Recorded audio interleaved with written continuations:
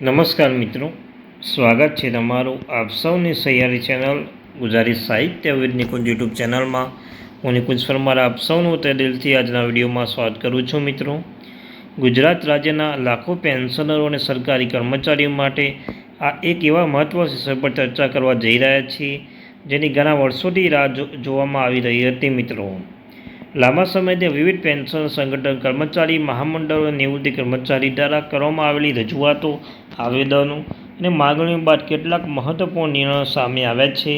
તો આ નિર્ણય ઘણા પેન્શનરોને ખુશીનો માહોલ જોવા મળી રહ્યો છે. મિત્રો, જો તમે ગુજરાત સરકારના નિવૃત્તિ કર્મચારી છો, પરિવારના પેન્શન મેળવો છો અથવા સરકારી સેવામાં જોડાયેલા છો, તો આજનો વિડીયો તમારા માટે ખૂબ જ ઉપયોગી સાબિત થઈ શકે છે. તો વિડીયો એન્ડ સુધી બનાવી લેજો. વિડીયો શરૂ કરતા પહેલાં ચેનલમાં નવા તો ચેનલ સબસ્ક્રાઈબ કરી લો. તમને અમારા ચેનલ પર સરકારી કર્મચારી, નિવૃત્ત કર્મચારી, પેન્શનધારક બાબતે હરેક અપડેટ મળતી રહેશે. તો મિત્રો, આપણે આજે ત્રણ મોટા મુદ્દા ઉપર સરળ ભાષામાં વિગતવાર ચર્ચા કરીશું. સાથે જ આ નિર્ણયથી કોનો લાભ મળી શકે છે, નહીં મળે, આગળ શું પ્રક્રિયા છે, વિગતવાર માહિતી મેળવવાના છીએ. મિત્રો, તો વિગતવાર માહિતીમાં સૌપ્રથમ વાત કરી કે જો તમે અમારી ચેનલ પર જો પહેલી વાર આવો, ચેનલ સબસ્ક્રાઈબ કરી લેજો. મિત્રો, તો ડી પગાર પંચ, સરકારના નવા પરિપત્રો અને નિવૃત્તિ કર્મચારી સંબંધિત દરેક મહત્વપૂર્ણ માહિતી તમને સૌથી પહેલાં આપણી ચેનલમાં પ્રોવાઈડ કરવામાં આવશે.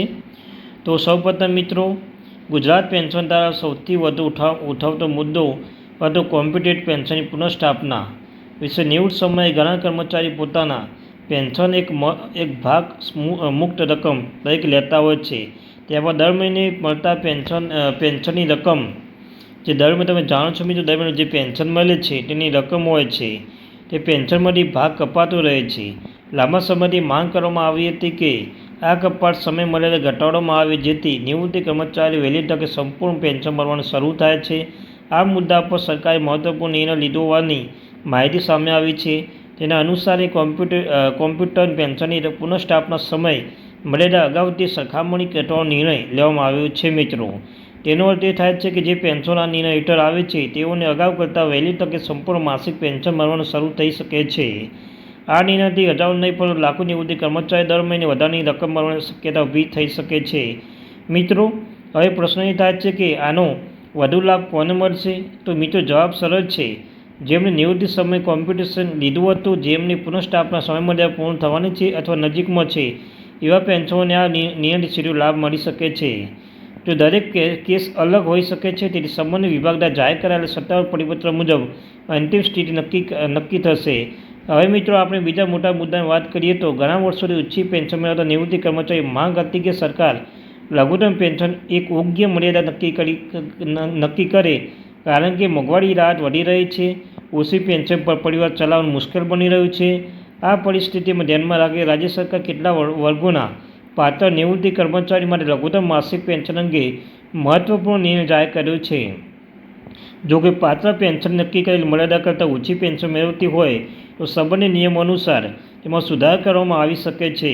અહીં એક મહત્વની વાત સમજાવવી જરૂરી કે ઘણા લોકો સોશિયલ મીડિયા પર એવી માહિતી શેર કરે છે કે રાજ્યમાં દરેક પેન્શનરોને આપોઆપ સમાન લઘુત્તમ પેન્શન મળશે, પરંતુ હકીકતમાં લાભ કોને મળશે સંપૂર્ણપણે સત્તાવાર પરિપત્ર, પાત્રતા અને સંબંધિત જેવા નિયમો પર આધાર રાખે છે. મિત્રો, કોઈ પણ અફવા પર વિશ્વાસ કરતા પહેલાં સત્તાવાર માહિતી તપાસવી જરૂરી છે. હવે મિત્રો, આપણે ત્રીજા મોટા મુદ્દા તરફ આગળ વધીએ છીએ કે જૂના પેન્શન યોજના એટલે OPS. મુખ્ય મુદ્દો છેલ્લા ઘણા વર્ષોથી સમગ્ર દેશમાં ચર્ચા વિષય રહ્યો છે. ગુજરાતમાં કર્મચારીઓના એપ્રિલ 2005 પહેલાંની પરિસ્થિતિમાં આવતા કર્મચારીઓને જૂની પેન્શન યોજના લાભ મળવો જોઈએ. આ મુદ્દે વિવિધ સ્તરે ચર્ચાઓ અને રજૂઆત આંદોલન થયા બાદ કેટલાક કર્મચારીઓ માટે રાહતરૂપ નિર્ણય છે. આ અંગે માહિતી સામે આવી છે કે જો કોઈ કર્મચારી સંબંધિત કેટલીક કટ ઓફ તારીખ, ભરતી પ્રક્રિયા અને સરકાર દ્વારા નક્કી કરેલા શરતો પૂર્ણ કરતી હોય તો તેવા કિસ્સામાં જૂની પેન્શન યોજના અંગે વિચારણા થઈ શકે છે. પરંતુ મિત્રો, હજુ ફરીથી સ્પષ્ટ કરવું જરૂરી છે કે દરેક કર્મચારીઓ આપોઆપ OPS લાભ મળતો નથી. અંતિમ નિર્ણય સંબંધિત વિભાગો, નિયમો અને સત્તાવાર આદેશ મુજબ લેવામાં આવેલો છે. મિત્રો, આ એક સૌથી મોટો મહત્વપૂર્ણ પ્રશ્ન છે. તો આગળ શું કરવું જોઈએ? જો તમે નિવૃત્તિ કર્મચારી છો, તમારા માટે PPO અને પેન્શન ઓર્ડર અને સંબંધિત દસ્તાવેજો સાચવી રાખવા જોઈએ.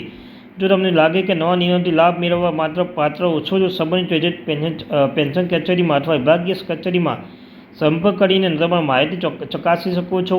ઘણા કિસ્સામાં માહિતી અપડેટ થવાનો થોડો સમય લાગી શકે છે. આ સાથે વધુ સમજવું જરૂરી છે કે સરકાર દ્વારા જાહેર કરેલા દરેક નિર્ણયની અમલીકરણ અલગ અલગ તબક્કામાં થાય છે. એટલે જો કોઈ પણ લાભ તરત તમારા ખાતામાં ન દેખાય તો ગભરાવાની જરૂર નથી. સંબંધિત કચેરીના પ્રક્રિયા પૂર્ણ થયા બાદ જ અમલ થતો હોય છે. તો મિત્રો છેલ્લે કેટલાક વર્ષોનું પેન્શન દરેક અનેક રજૂઆત કરી ડીઆર મેડિકલ સુવિધા પરિવાર પેન્શન કોમ્પ્યુટર પીપીઓ સુધારા ડિજિટલ સેવા જેવા અનેક મુદ્દાઓ પર સરળ ચર્ચા ચાલી રહી છે. આશા રાખી શકાય કે ભવિષ્યમાં સરકાર પણ પેન્શનના હિતમાં વધુ નિર્ણય લઈ શકે છે. મિત્રો હવે ખૂબ જ મહત્વની વાત કરીએ તો ઘણા પેન્શન મિત્રો પ્રશ્ન રહે છે કે જો કોઈ સરકારનો નિર્ણય જાહેર તો લાભ આપોઆપ મળી જાય છે તો આ અલગથી અરજી કરવાની જરૂર પડે છે. તો મિત્રો મોટાભાગના કિસ્સામાં જો પેન્શન માહિતી પીપીઓ નંબર અને સર્વિસ રેકોર્ડ સંપૂર્ણ પર અપડેટ હોય તો વિભાગ દ્વારા આપોઆપ આપવામાં આવે છે. પરંતુ કેટલાક કિસ્સાઓમાં સંબંધિત કચેરી મરજી રજૂઆત અથવા જરૂરી દસ્તાવેજ જમા કરવા પડતા હોય છે.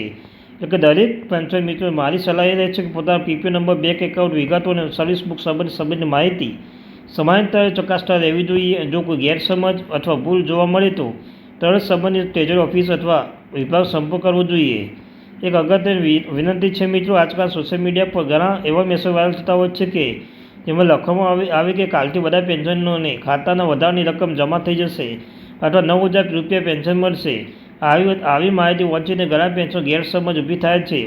અમારી ચેનલનો પ્રયત્ન હંમેશા એવું છે કે સતત માહિતી સરકાર પરિપત્ર વિશ્વસનીય સ્ત્રોતો આધારે જ સમાચાર આપીએ છીએ. તો પણ તમે કોઈ માહિતી શેર કરશો તમારી ખાતરી જરૂર લેજો મિત્રો. વર્ષ 2005માં પહેલાં અથવા ત્યારબાદ સરકારી સેવામાંથી જોડાયેલા હોય તેવા તો હાલમાં નિવૃત્તિ પેન્શન છો તો કોમેન્ટ જરૂર લખજો કે તમે કયા વિભાગ નિવૃત્ત થયેલા છો મિત્રો.